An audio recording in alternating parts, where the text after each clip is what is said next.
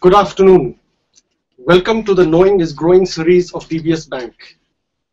DBS Bank is a leading institution in Asia, headquartered in Singapore, and operates out of 250 branches in over 15 countries. DBS Bank specializes in dealing with clients across the spectrum in corporate banking, in small and medium enterprises, as well as consumer banking. What DBS Bank brings to the table is a deep understanding of the customers, an understanding of insights across Asia, and bring all of this together in order to provide cutting-edge solutions to its customers. The Knowing and Growing series is a part of an endeavor by DBS Bank to bring this cutting-edge knowledge, these Asian insights to the SME clients in India in order to find and help ways which could help them leapfrog, grow, and manage their businesses much better. We have had a number of editions in this series, and feedback has been positive. And what we bring today is a very interesting session. The topic for today's session is really know how to transform a startup into a successful business. This is a very interesting topic because whenever we talk of SMEs, inevitably, these startups is a phase which they have gone through. They have looked at businesses, gone through the hardships, found ways and means, looked at value propositions, and ultimately reached a stage where they contribute a lot more and grow a lot more. But there are challenges. And some of these challenges, how they're able to deal with it, how do they grow, is really what defines the success. We are very lucky today to have Venkatesh Iyer with us. So, hello. Good afternoon. Good afternoon. Venkatesh brings with him a wealth of knowledge and experience. He has been in the financial world for a long time, but really that's not the reason why he is here today. While he would have helped a lot of entrepreneurs during his stint in the financial world, but what he did was to go after his passion, which is food. And while going through his passion, he really transformed a simple vada pav. A vada pav which one doesn't know how one would differentiate it, something which is a commonplace Indian dish. And to get it to stand or sit beside the pizza or the burger and have a place of its own. And I think that's something which he achieved. And in the process, the accolades which followed, the kind of recognition, and more importantly, the kind of scale up and growth. So today we are looking at benefiting from his knowledge and experience, not only about how Goli Vada Pav, the institution which he has created or co-founded, and he's currently the CEO of, but also in terms of how do we apply the learnings of that into what we could do differently, what we could do better, how we could scale up, and how we could use that knowledge. And that's what I'm really grateful to him for sparing the time to join us today. So what I would do, we'll start it off with having a short introduction by him, also in terms of giving us a perspective of his initial days. Maybe you need to travel back in time a bit to see how did you start up. And if you could give us this context to that, that will set the base for today's discussion. Thank you, Amitabh, and it's a pleasure being here and having an interaction with all of you. 2004 is what we started our business, and today we are running more than roughly 300 outlets across India in some 65 cities and some 15 states. So we have a store in Gorakhpur, we have a store in Kochi, a store in Porbandar, and a store in Calcutta. But how it all started, I would always say to a large extent businesses are built on ideas, and Goli to a large extent was built on a simple idea. What are those series of thought process that I went through, I would like to share. I was a typical corporate finance person, and I was trying to do something which would be typically Indian. Perspective of his initial. So those days my mobile ringtone used to be this famous song, Chodo Kal Ki Baatein, Kal Ki Baat Purani, I'm Hindustani, and I used to start the day with a Colgate paste, with a Gillette razor, with a Nokia mobile, and I used to always wonder, is my Hindustan kahan hai? So the thought process was, can we build an Indian brand among daily consumption? This was the first brief of the idea stage. And somewhere in Indian brand, kare to kya kare? And those days the Kellogg's CEO was my neighbor, and he went somewhere abroad. So in a send-off party, kuch bhi muttered, kuch bhi karo yaar, Hindustani aadmi desi karte hai. So somewhere I could see a 100 crores plus population having a weakness for spicy Indian food. And even 50 crores population if we target, and a 10 rupees item if we can give them, it became an opportunity for 500 crores. Saal mein 10 baar khila do, it became a 5,000 crore opportunity. So as entrepreneurs, we were looking at the idea, a Indian brand, and then second it became an ethnic food, spicy Indian food. And the third was, in food, what do we do? So the third was, should we do aloo paratha in the north? Should we do masala dosa like in south? Should we do belpuri ragda patties? So we were going through this stage, and those days outside VT station I would have seen this huge a billboard of McDonald's with a huge 40 feet plus burger photograph. And as I saw this photograph, somewhere there was a tela wala with a vada pav, and I would have picked up my vada pav. And it's, in your confusion stage, kare to kya kare? When I saw my vada pav and the burger photograph 40 feet plus, somewhere I first saw them like a twin brother, one brother is having 40,000 plus outlet, other guy still struggling on the footpath of Mumbai. And somewhere that was anything between buns, this was anything between pav. That was mayonnaise, this was chutney. That was lettuce, this was chili. So it helped us connect correctly with the product. And I said, if burgers can become such a big brand, even vada pav can become a brand. So I think to a large extent, we went to this series of stages where idea, contemplating, should we do dosas? And one important thought process was not only in terms of form, a burger and a vada pav look similar, but also in terms of content. India is changing, and in a changing India, urbanization is happening. Bombay was a busy city. Now even Bangalore is a big city. Aurangabad has become a big city, and Jaipur has become a big city. Everything is becoming busy. Sabke liye time hai, but khane ke liye time nahi hai. This is one important factor that came up. And the woman has started working. She's become educated. So the kitchen is shrinking. The kitchen is shrinking. Khana bahar se aata hai. It's very, very important. Husband and wife both working. The food. So maximum a wife can give to the husband, or in whatever state we are saying, ek dal chawal mil jayega, one time of food. But the snack has to come from outside. That's the stage we have reached in. And we thought, in a changing India, kitchen has shrunk, woman is working, food is coming from outside, and the food can't be the thali. So we were wondering, what is that fast food that we can give? In 5 minutes, can we service 50 masala dosa customers? Somewhere at the idea stage, he said, no. In 5 minutes, can we service 50 pani puri customers? It was not working. And 5 minutes, Bombay ke footpath mein vada jarur nikalta hai. Just pav ke andar dal ke de do. A vada pav falls into a definition of a fast food. Second, it's a finger food, no plate, no spoons. The moment you have idli and dosa, you have plate and spoon. And plate and spoon aaya to table chair aa jata hai. Table chair aaya to real estate cost goes up. So vada pav is fast food, finger food. And third, I could see was a mobile food. Train ke bahar latakte you can eat a vada pav. You can eat a vada pav while driving a rickshaw. You can eat a vada pav while talking on a mobile. So it's fast food, finger food, and mobile food that attracted us to this food, because this is changing India, and the new generation in India is basically a sling bag, a mobile in the hand, and a vada pav. That's how I could see.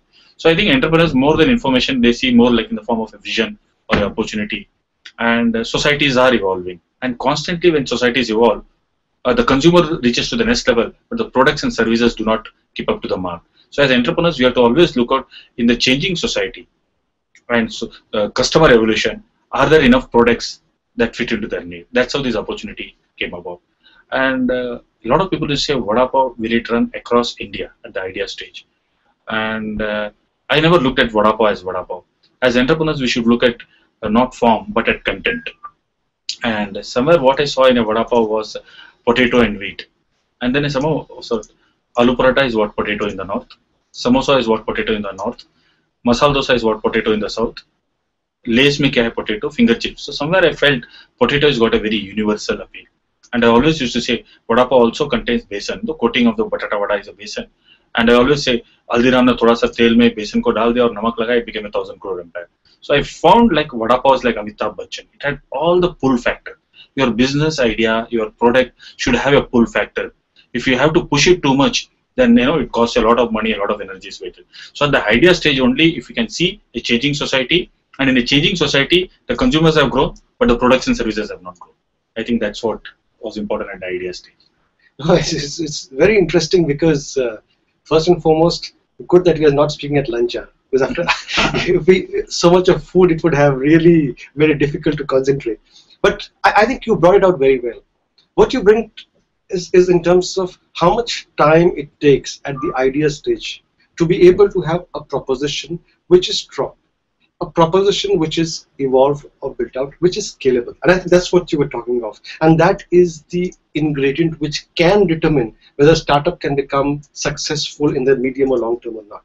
So that's a very good insight as we start off. And I think that the pain which you took in detailing it really makes it very easy to understand that yes, a lot of thought needs to go into that. Otherwise, it will be a business which is small and will continue to remain small.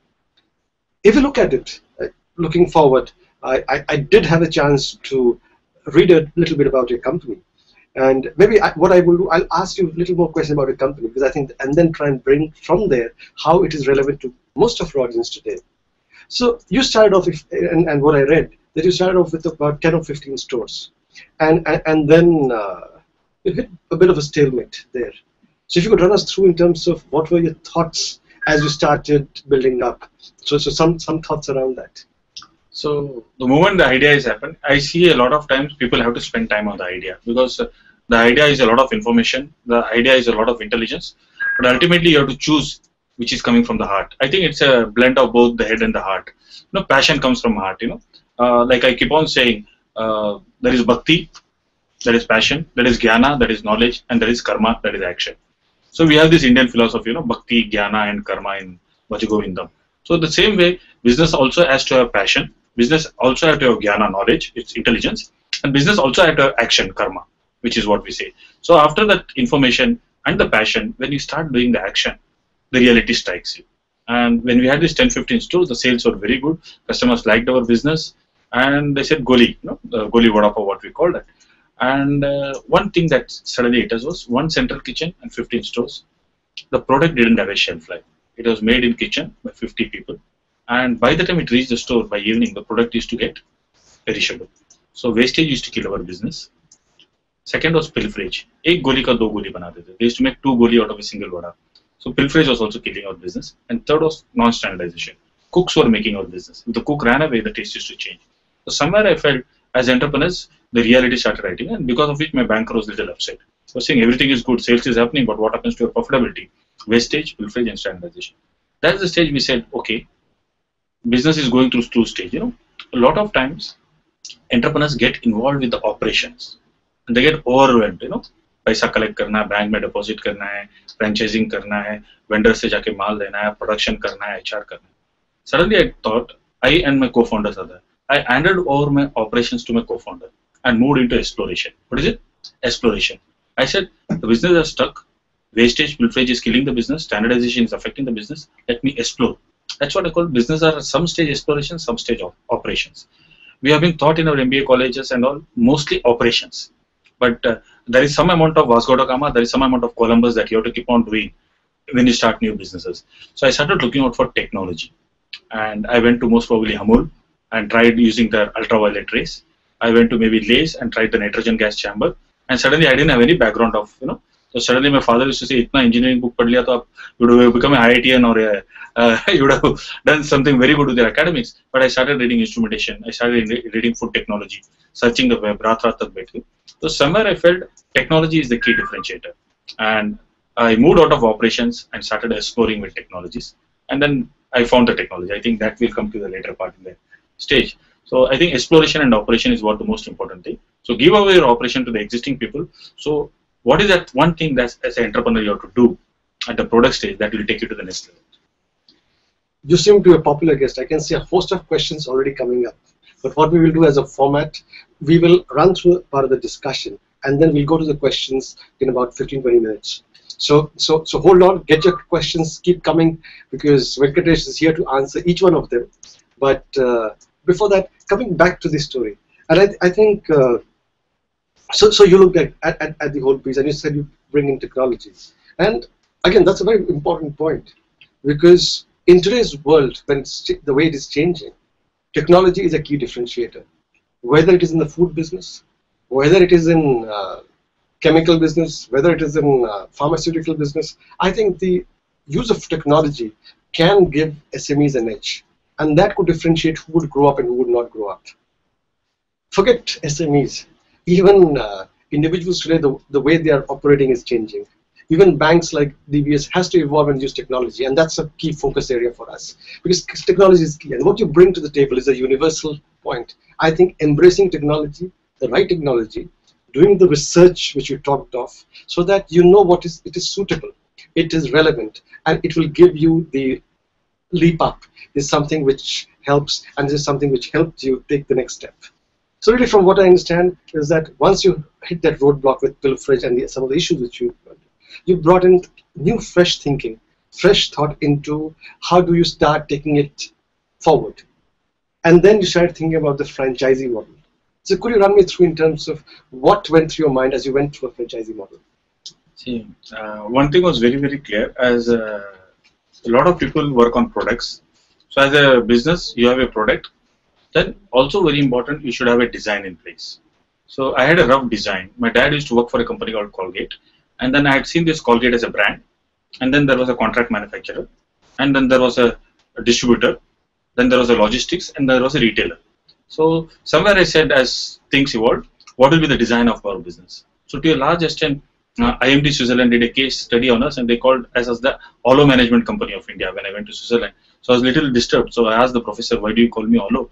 He said, "Dekho, aap kuch banate nahi ho, vada somebody else is making, pav somebody else is making, chutney is made by somebody, the logistic is outsourced, the franchisees are running the business.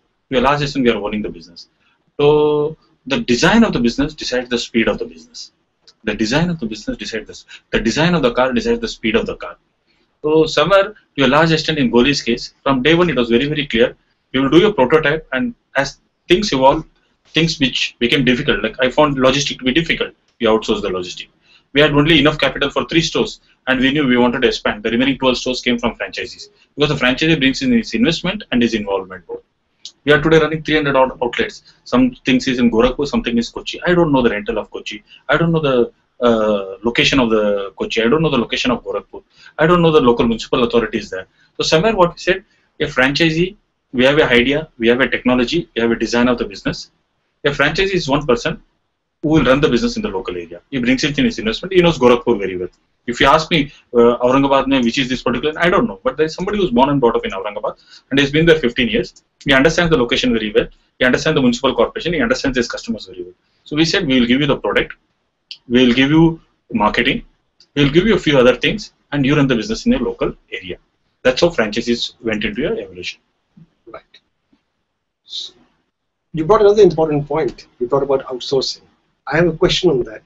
But I'll touch this very briefly, then maybe we'll cover it a little later. Is when do you decide you do it in-house, and when you decide you outsource an activity? Because very often I see in the SME world, that divide is a very thin line. And people tend to keep things within themselves. The promoters typically have so much reliance on themselves that the outsourcing word sometimes gets a little delayed as compared to where it should be. So any quick thoughts on what is the right time for outsourcing, and what is the right time for insourcing and doing it yourself? Okay, when we had these 15 stores at the initial stage, we used to run our vans, which used to give goods to all the stores.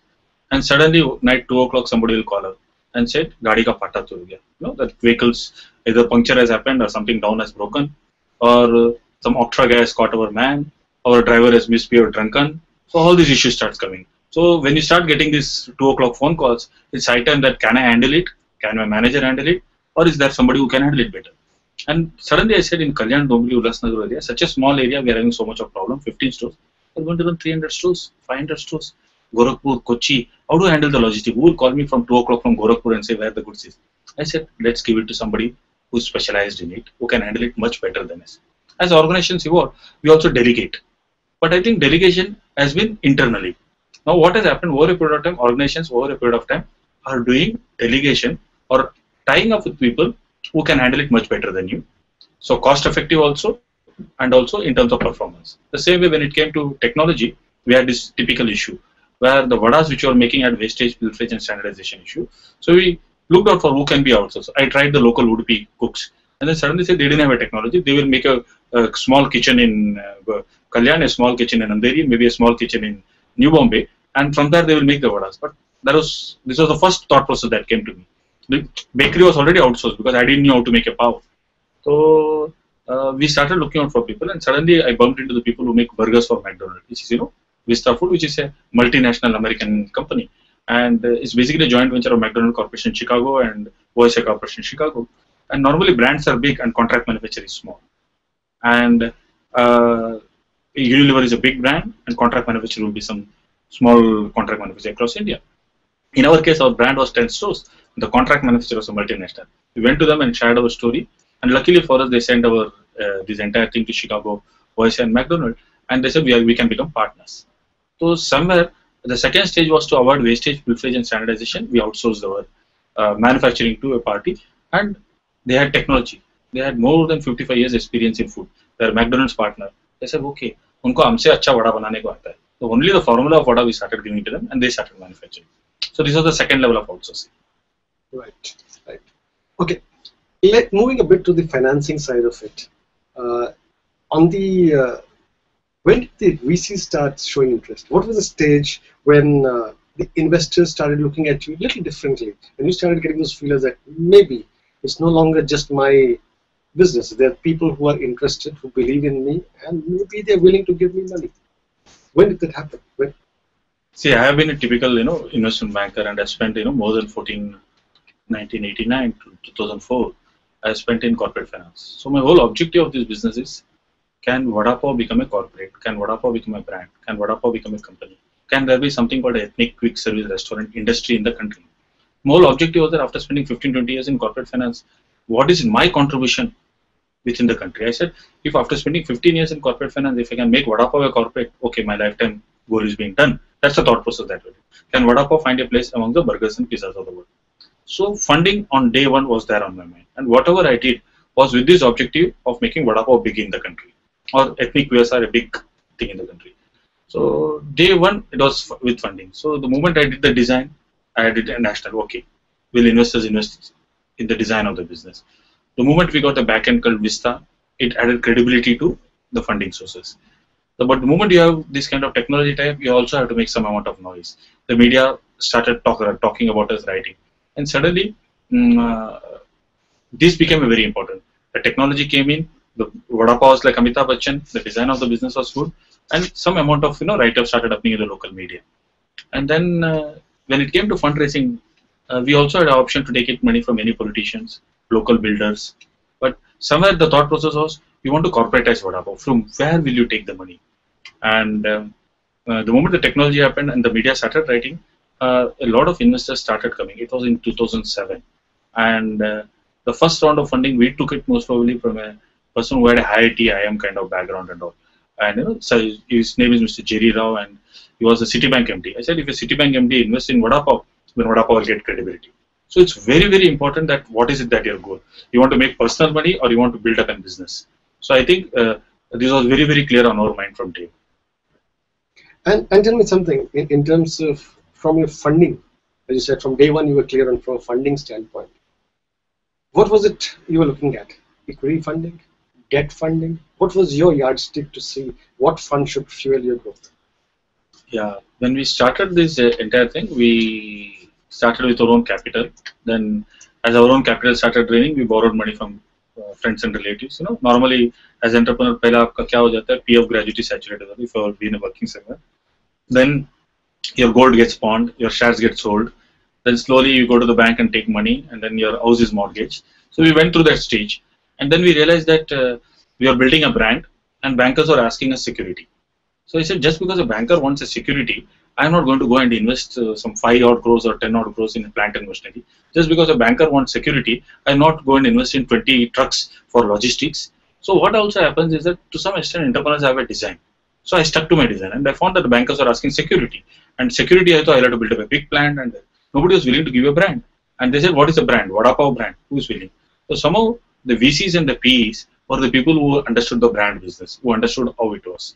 So we slowly, from starting stage, it was more working capital and little amount of term loan when we built a startup kitchen from a bank. We migrated towards the VC and the PE. No, I think it's important. And banks also need to evolve as to how they deal with startups, how do they deal with corporates, how do they deal with the growth phase, especially the growth phase, because that's where they come in. But it's also important for the SMEs to know which is the right partner to help their funding needs. Because while the idea is as important and as Venkatesh pointed out through is the initial phase, the idea, the detailing, the conceptualization, putting the building blocks, putting in the hard work, putting in the 2 a.m. calls, and all of that is important. It's just as important that you have the right partners and you have the right source which help you sustain a long-term growth and not just something for the short run. And from a product perspective, if you look at what you said was right, and I just thought I'll dwell on it for just a second in terms of how to, Vada Pav is an Indian snack. You could also have people who could come and copy it. Well, so how do you differentiate? How important is product differentiation for an SME to grow? Very, very important. I think Amitav, this was very, very important because everybody says Vada Pav to koi bhi bana sakta hai. So in every lane of Mumbai you get Vada Pav. So one thing that we came to know was that what is it that I am adding to the Vada Pav business? Ultimately life is all about what is your contribution. Sachin's contribution to cricket was differentiated Sachin, or anybody who's into banking industry is contribution to banking industry. So if you come to Vada Pav and we are also going to make a Vada Pav in a small store in Hathgadi, what is the big difference? So our differentiation came by way of technology. Because of technology, wastage went away, pilferage went away, and standardization happened. Because of which we could supply Vada Pav all over India. So the key difference was the technology. Because of technology, there was a standardized product and it was not depending on. So as Amitabh said, everybody is doing it, and you are also Me Too product. It's not going to add. You have to add some value to your business, because of which things can change. Okay, I have another question. And you said you partnered firms such as Vista in terms of technology. Being an SME, sometimes you don't have the leverage, or you don't have the bargaining power when you are going into partnerships. What would you recommend to the audience here, using your example or your understanding? How do you leverage yourself being an SME when you partner with big brands? See, what also happens is the world is changing. I will give you the example of David and Goliath. So normally David and Goliath would have fought in the last generation. The new generation, David and Goliath have to be friends. Whether it may be multinational, transnational, they come from a large corporation. If they get a local partner, it becomes very easy for them to understand what is the local business. They are a back-end people, we were a front-end people. There was certain space where their existing partners couldn't have gone, being a big brand and all. And we were easily amenable to going into tier 2, tier 3 kind of cities. Our product was also a Nukkatka business. We are a 200 square feet, a small daily consumption kind of business. So one important thing that happens is that there is a natural pull and push, natural demand and supply. You can't force things. A lot of people say we would network, we would jugaad lagayenge, and then kuch American. There has to be a natural demand and supply. That's what I feel. If your business idea is good, if your design of the business is good, there is a good consumer pull, then naturally, even it may be transnational, multinational, they would like to partner with you because you are a growing business. That's the key important. So another aspect which I thought I'll just again touch was in terms of marketing. Again, how do you build your brand? The traditional sources, non-traditional sources, and what really is it? The word of mouth? Is it the social media? Is it the advertisement? What exactly would you be looking at which would give you that extra, that plus? Very good. A lot of people felt, you are getting into a FMCG or a QSR kind of business. If it is on FMCG, then it is Unilever, Colgate, Procter & Gamble. If it is QSR, then you have Domino's, McDonald's. So, जेब में कितना पैसा है? And startup, you will never have money. Frankly speaking, brand बढ़ाने के लिए बहुत पैसा लगता है. So, we believe that the product itself had a good pull. We always said Vada Pav is like Amitabh Bachchan, they'll have a pull factor. Yet you have to do some kind of marketing. Luckily, in 2007, 2008, I met a friend of mine and who introduced me to the digital media. And somewhere Google has worked like God for us. Somebody would eat a Vada Pav in Aurangabad and he's staying in Bangalore. He'll go and search in Google and they'll find a lot of things on Google, on Goli. And then he'll say, okay, Goli. So for him, Google is God. So Google has been again technology on the front end. So we did something on Facebook which is called Vada Pav Cutting Chai Amchi Mumbai is equal to awesome. Somewhere I felt in the last generation we ate a Vada Pav and sat on a wall outside the college which is called a Katta in Mumbai. The new generation is eating a Vada Pav, drinking a chai and most probably sitting on a new wall which is a Facebook. So we did this vada pav plus cutting chai plus Amchi Mumbai is equal to awesome. And the terminology used by the new generation is everything is awesome. Kari kaisa hai? Awesome. Ice cream kaisa hai? Awesome. How is the hairpin? Awesome. So everything is awesome. So somewhere we use some amount of creativity and creative, and more than 50,000 fans happened in 10 days time, and then Rediff recognizes that. So this was one where we created Goli Gyan, Goli Guru. So one way of this. Then second was those days a lot of people started calling us for talks, and this started happening in most of the MBA colleges around Mumbai, across India, and the film would be put on YouTube. So people would see a lot of talks that we are doing right now happening on YouTube. The third was most importantly, like for example, even when we didn't have money, I remember we had a store in Kalyan, and one of our franchise said advertising karo, 15 odd stores. So I was telling him, boss, we are not Coca-Cola, we are not Pepsi, we are not McDonald's, we can't advertise. But he was very thinking, na advertising karna chahiye. So I told him, let's do a small thing. So on Kalyan station platform number 1, there was this announcement center. I heard this announcement, and more than 50,000 people would have been across all the 5-6 platforms. And we went to the ticket, the station master who was doing the announcement, and said, there is a lady who has lost a boy and who is standing outside Goli Vada Pav store. And please announce that, the boy, whatever the name, Chunnu or Munu, is standing outside Goli Vada Pav store. Ek bar, do bar, teen announcement, and suddenly we saw more than 50,000 people hearing Goli Vada Pav store. And people used to trickle. Over a period of time, when this thing went away, the next 2 or 3 months, every franchisee started announcing in the local railway station that somebody is lost and is standing outside Goli Vada Pav, till the time the railways discovered. So a lot of jugaad marketing has to come in. We created Ganpati Pandal, we created a music on Goli. Dagara lagli kado pani tim tim chal ga rani Goli la jao khaviya vada pav. A lot of, and these CDs were available and played in Ganpati Pandal. We created a Goli Ganpati and we took a procession. We have a Sachin lookalike kind of character, who is called Balli. He goes and inaugurates most of the stores, and he signs autographs as Balli, and people like to interact with him. And these are various means. In Marathi movies, one day I saw a Marathi movie shooting happening in Nasik area. I went to them and said, we have got more than 100 stores in interior Maharashtra. So why don't we do something joint? He said, what is it? I said, barter. And I said, more than 75 stores, 75 stores, we'll put up your Marathi movies poster, and on every butter paper we'll print your Marathi movie release. What do you want? I said, 10 minutes scene of Goli Vada Pav. So hero, heroine meeting in a Goli Vada Pav store became very normal, more than 8-10 movies. So I think starting stage is all about jugaad marketing.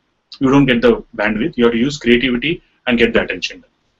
Well, that's very, very creative. And also, the way you are able to talk about it shows you have really gone through it and you have really lived that. And that's great. And I think the key here is that all SMEs need the attention.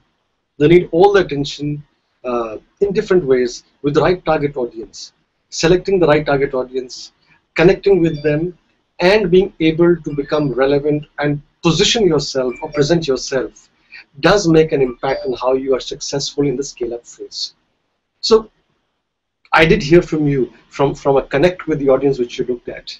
So in terms of while connecting with the audience, is there anything which you would want to tell folks here who are listening to you in terms of, it's obvious that the connect with the audience is critical, or connect with your customers. And how much of a weightage would you put in? Well, you would put weightage on funding, you would put weightage on getting your backend and technology in. How much of a weightage would you put in getting a connect with your customers? I think the key business is customer. We always tell to our boys, our vendors take money from us because we purchase from them. Our bankers take interest from us. Our investors take some dividend from us. Our employees take salary.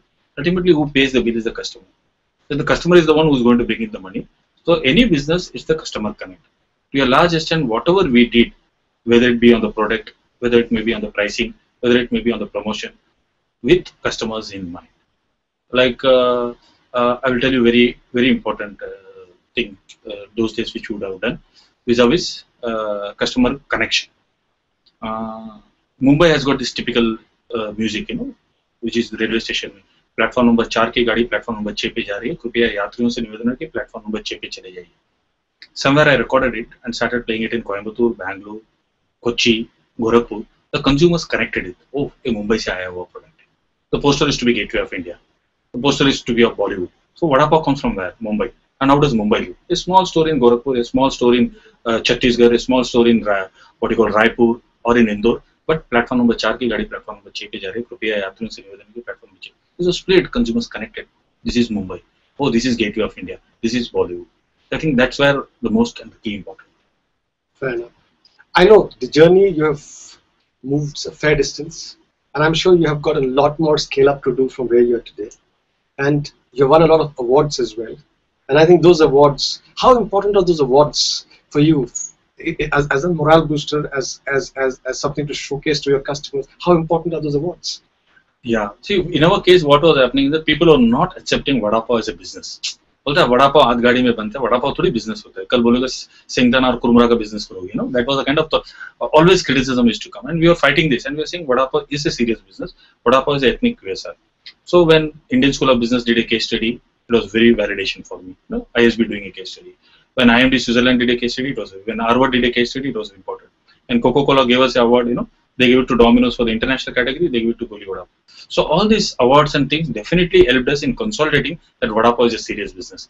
Our customers liked it because they were proud about the underdog. It's like that Kapil Dev's team winning the 1983 World Cup. Our franchises liked it because Vada Pav is getting recognized. The media started writing. So I think for us it was that recognition that Vada Pav is a serious business when all these things happened to us. Fair enough. I think it is a very interesting discussion. I think we covered a fair amount understanding your business and how is that applicable to our viewers. But I think we cannot wait any longer, as I can see the flurry of questions which are already there, and there are a lot of them directed towards you. So maybe if it's fine, we start with answering some of the questions which are coming to us. Can you read it to me, or? Yes, that's what I would do. I'll try and quickly get to them and start reading it.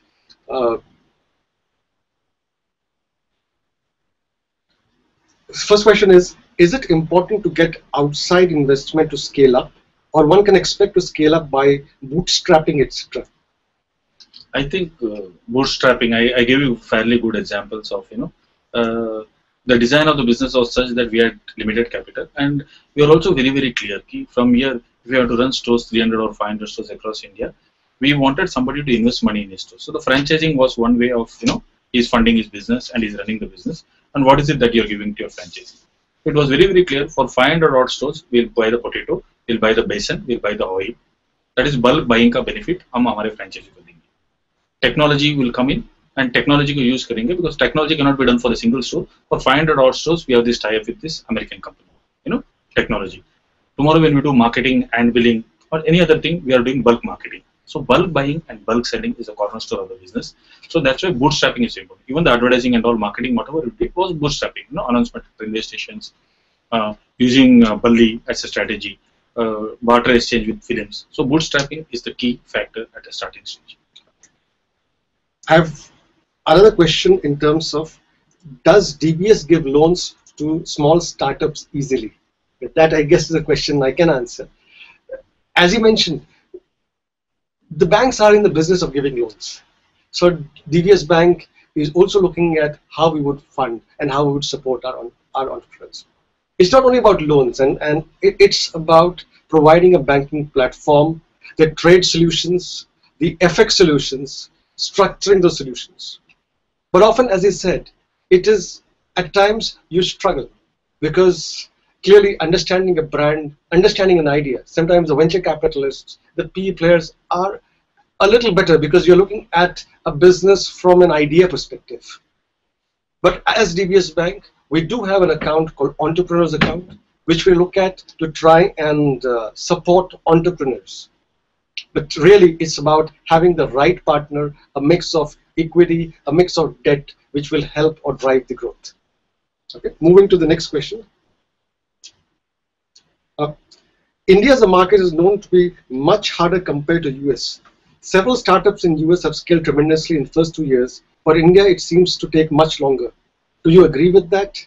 How much time should be given to scale? A lot of people say India is challenging, but I'll tell you, the opportunities in India is huge. Road barabar nahi hai, infrastructure business. Pani barabar nahi hai, distillery business. Food on the road is unclean, vada pav business, clean food. So for everything that is a challenge, there is a great opportunity. When you go to US, when you go to Europe, most of the things have developed there. So what will addition for a new startup or a new business is there? The opportunity for, except for technology, high-tech technology and all. So India is a great opportunity because a lot of things are unorganized. So from that point of view, scaling up businesses in India is huge. Whether it may be food, whether it may be water, whether it may be infrastructure, whether it may be something to do with computers and technology, India is a great approach. That's what my take on. Okay, fair enough. Another question in terms of hiring is painful. What are some of the things that can make hiring easy, and your advice on finding good quality candidates? Yeah, very, very important. So when I said that we went and did all these talks at various management colleges, when case studies happened to us, when Coca-Cola Award came to us, or when Travel and Treasure rated, all the as the 18 best fast food chain in the world, this got announced, and the whole idea with this was, people used to ask me this: Venki, everything is clear, we'll give you money, business will grow, but ultimately you require good talent to do the business. How are you going to get good talent? So when all these things that happened again on case study front, on awards front and all, we have not faced any kind of problem. Today in Goli, if you say, there are people from Unilever with 15 years experience, people from Parle, people from ITC, people from McDonald's, people from KFC. So as an entrepreneur, one key factor for you is you have to keep on looking at building the brand from talent acquisition. So talent acquisition, very, very clear. After some time, you'll get tired. It's you can't be like Amitabh Bachchan. You got a whole talent of people who are going to work along with you. So for talent acquisition, building a brand is very, very important. What are the steps one should follow while expanding their business? I think you covered a lot of that, but maybe a half-minute summary would respond. Steps. What are the steps one should follow while expanding their business? Yeah. While doing the expansion, I keep on saying that there is some amount of speed, there is some amount of control. There is exploration, there is operation. So somewhere your business is, you have to deal with uncertainty, ambiguity, very important. If you are going to be everything perfect, it's different. So like, I would say Columbus was an explorer. He did a mistake. He wanted to find India, he found America, but the mistake turned out to be beautiful. So one important thing is that when you do scale up, you will do mistakes. And some of those mistakes can be beautiful, good lessons for you to improve. So I think a good balance between exploration and operation. How much you will live to uncertainty, how much you will live to ambiguity, and say हमने expand कर लिया, अगला एक साल में हमारा process system set हो जाएगा. Lot of entrepreneurs sit there and say, on day one I'll put all the process and system perfectly, and then I will expand. That doesn't happen. You become a small little business, because as you expand your business, it requires a different caliber of process and system. Very, very important. I think you summarized a difficult question or a long question very well. And the other question, which also you covered in some form during the course of the discussion, was what is the correct time to pitch to VCs? What are the parameters to safeguard our interest? The correct time to pitch to a VC is very, very important. That your own conviction. What is the product you have developed? What is the design you have got? What is the kind of market you are looking at? So if you had, before tying up with technology, if you had gone to a VC and PE, it was not convinced. The wastage and pilferage, I couldn't have convinced to any VC. So the key factor of your business, which is the differentiator, you have to solve first. You have to do a prototype. You have to do a model. We had 15 stores. We had the design correct. We had a technology partner. And now I said we'll go to a VC. So, and VCs and PEs is a continuous game. So from day one, 25% of my time was spent towards what's happening in the VC world, what's happening in the PE world, what are they thinking. So very important that the VC and PE, you have to keep in mind from day one. At what stage? So when you go and talk to them, they say this is not the right, that is not. You go back and do improvements and go back to the market. Another question is, what are the challenges for managing growth? Yeah, starting stage of the challenge was technology, wastage and pilferage and standardization. Once we solved it, the next thing, so we solved the product problem. The next came in terms of people. We need people. So as the brand got built, we started hiring new people. When the people comes, you have got people from multinationals working for a Vada Pav company. So somebody comes from Unilever, somebody comes from McDonald's. How do you bring these two people together? So what we have done in our own case, to handle the width of the business, we have got FMCG people. So they're very good at width, and under relationship, primary, stock, secondary sales, or primary sales. The people who come from the QSR background, they got the depth of the business. So the marriage of the width and depth is very, very important. So we have brought people together, but how do you keep the culture going on? How do you keep these people together so that the business grows? So at every stage there will be some challenge or the other. Some stage there will be a funding challenge, some stage. So business is all about machinery management, material management, manpower management, method management, marketing management. But unfortunately in life, this all happens in your MBA college. In the real world, sometimes you'll have material, sometimes you'll have marketing, sometimes you'll have manpower. जो मिला उसमें से गाड़ी दौड़ानी. That's the key in entrepreneurship. Absolutely, that's very well put. What should an entrepreneur focus on the first year of running his business? What strategy should he have to counter his competitors? Yeah, beautifully said. To a large extent, I have seen a lot of entrepreneurs focusing on competition. I think you have two pitches. You have two pitches, and where two batsmen are batting and practicing. So, on one end, Sachin is batting, on the other side, Dhoni is batting in the same pitch, and balls are coming to them day in, day out. And as the balls come to them, what do? Does Sachin look at Dhoni, or does Dhoni look at Sachin? Each of us has to focus on our own balls, on the ball that is coming to you, so that you can hit and play it very perfectly. So the idea is that competition is important, maybe 20%, but you can't dwell too much on that competition because you have to focus on your own business, on your own strengths. You'll come out with something unique about it. Fair enough. And how does one decide if the time is right to scale up your business? I think if you got your basics right and you're confident about taking the business to the next level, so I think we say product, we say people, we say processes, we say promotions. So if I take these few things, so if you got your basics of your material right, if you get your basics of your manpower right, so everything will not be perfect. I will tell you very clearly. So if you some people will say material is very good, on that basis I will scale up. Some people will say my material is average, but I got good manpower. I'll put my faith on the manpower. Some people will say my manpower is average, but I got my methods right, processes, so I will scale it up. So I think it's a good combination of material management, manpower management, method management, which will help you scale it up. How do you ensure your customers had the satisfaction by eating vada pav? It's ultimately customer satisfaction. What tools you use to measure that? Okay. Here I want to say one very thing. A lot of people will talk about analytics and say I will collect sales data, I'll sit on those sales data, I'll analyze those things, and then I'll take customer feedback and I'll go back. Analytics is like driving a car, looking at a rear view mirror. What is it? Rear view mirror. When you drive a car, you have to look in the front. And when you look at a rear view mirror, it's 10%. At the starting stage of the business, there is not enough data available. Enough. Customer satisfaction has to be important. But a 10 rupees or 20 rupees product ke liye, what is the level of customer expectation also you have to understand. Are you with me? A lot of people say, okay, this is McDonald's, this is Domino's, this is Pizza Hut.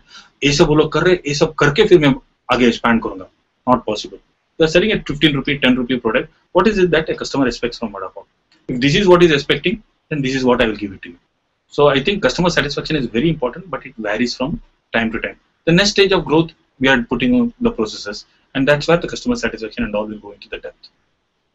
And if I were just to add to it, ultimately what Venkatesh said a little time while earlier, that ultimately whatever you do, whether you're doing marketing, whether you're doing your back-end technology, what defines you is your customers. Because if the customer is not there, the growth will never happen.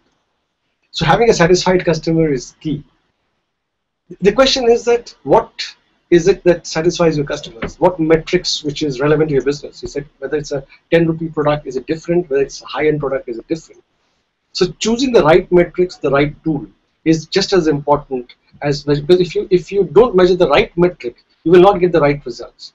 And what I have seen as a banker dealing with a lot of companies, those companies which deal with or who are very, what do I say, who think about customer satisfaction, customer relationships, customer needs, typically end up having a much higher value or deriving a much larger value, share of wallet, share of mind, and all of that leads to a better business growth. So it's very important getting it right, getting it, aligning it, tweaking it, and it's not that you get it right every time the first time. So there's nothing to be worried about it. It's about something being a continuous process and seeing how do you get that the fine line in terms of getting your customers aligned to yourself. Very important. I wanted to add here, like what was the customer expecting from us? What do you expect from your vada pav? The pav has to be good, the vada has to be hot, and the taste has to be good.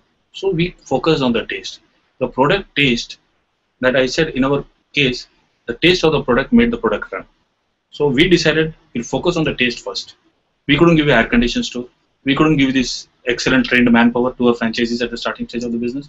So we said the focus of our business on customer satisfaction will tell 80% on the taste of the product. And word of mouth, this business grew. So that's what each entrepreneur has to decide. Right. Absolutely. After start of the business, how can we stabilize with maintaining our projected financial ratios in unstable or uncertain market situation, or in worst case? Please suggest. Yeah.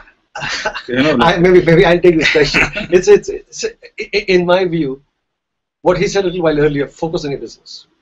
If you know your business, if you understand your business, if you know what is right, what would happen? The strength of the business would come out. The financial ratios, the various indicators are all lag effect or byproduct of how you run your business. So focus on your core business, focus on what is right, and do the best, get the right people, get the right funding, get the right customer satisfaction, and all these ratios will not be a problem. Markets will be tough, markets will be good. You will take advantage of the good times. You have to hold on, you have to dig in your heels when the markets are tough. But if you have the resilience, and if you have the right product and the willpower, you'll find that these ratios are just a byproduct. Yeah. I want to add here, we typically have business, what is it that customer? Product, packaging, and perception. A lot of people focus on perception, marketing, packaging. But I think to a large extent, product is the winner. If you focus on a right product, which a customer likes it, you have won the race. 70% is customer satisfaction. The customer has to like your product for the price what he is giving to you. That's the most key part. Then packaging happens, then perception happens, then promotion happens. Then they're all the secondary part. How much time to spend in test marketing before planning to expand? Very, very important. We did that first 15 stores for the first 2 years, tested our product. We got the technology-based product, tested it for 6 months, and then we expanded. So test marketing is very important, but always do your pilot so that you don't waste too much of money and resources. How important it is to build a public profile before scaling up? Yeah, I wouldn't say public profile. To a large extent, if the product is good and there is a traction, definitely. When we are doing franchising business, we definitely had to go through these talks, some amount of media attention, some amount of case studies, these awards. So this helped us getting that profile across India. Otherwise, somebody from Gorakhpur, how would he connect with Gori Vada Pav in Mumbai? Somebody from Kochi, how would he connect with Gori Vada Pav? Somebody from Calcutta.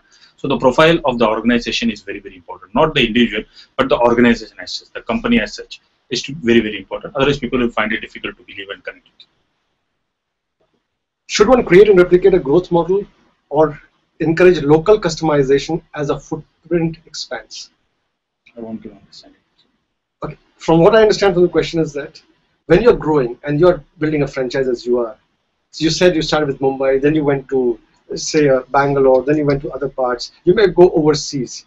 How important it is to have a local flavor versus a standardized? Would you do local customization or as the footprint expands, or would you have a standard product and run with it? Yeah, we normally had a standard product on which we expanded, the classic Vada Pav. But suddenly, as we went towards Bangalore, we saw the corn spinach sandwich being very famous in coffee days, and there was a new kind of customers. So we said, okay, we'll create a corn spinach Vada Pav, a palak makai Vada Pav. When we went to North, there was a samosa flavor which people were missing. So we created a masala Vada Pav with North. So when you have 8 or 7 products, so some products do well in North, some products do well in South, but 50% of the products is the classic. So the core of the business you have to always keep, and then some amount of customization. If you go to Gujarat, the meeta chutney does very well. If you go to interior Maharashtra, the suka chutney does very well. So there has some amount of the customer adjusts to the product. But you have to give all this offering with the customer in mind. We have a question. How do I avoid further complexity and overload on resources as a business grows? How do I avoid further complexity and overload on resources as business grows? Very important. As business grows, you have to keep your business model as simple as possible. And if you really get very complex things to do, you require really high talented people to run this kind of business, and you also will get confused. So as far as the thing goes, the world is complex, but as a promoter, as an entrepreneur, if your ideas are simple, if your business products are simple, if your design is simple, communication becomes very easy and connectivity happens to you. So I think to some extent as entrepreneurs, in this confusing world, if you can keep your business as simple as possible. Okay. There are lots of questions, but I'm cognizant that we are running out of time. So I'll ask you one last question. You mentioned that outsourcing helped you in scaling up quickly. Is outsourcing the only way to scale up, or can it be done by in-house production also? Yeah, definitely.